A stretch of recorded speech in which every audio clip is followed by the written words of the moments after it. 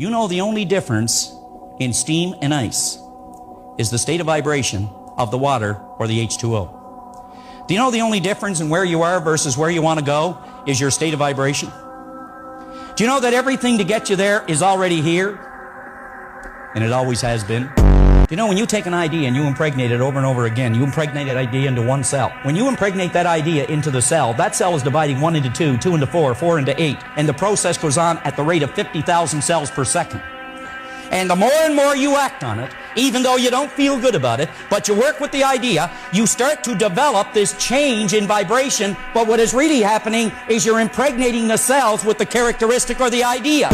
What we need to do is we need to constantly think about where we're going, what we want to do, and we start to increase our level of thinking by vibration, and we begin to attract thoughts of a like nature that'll move us in that direction.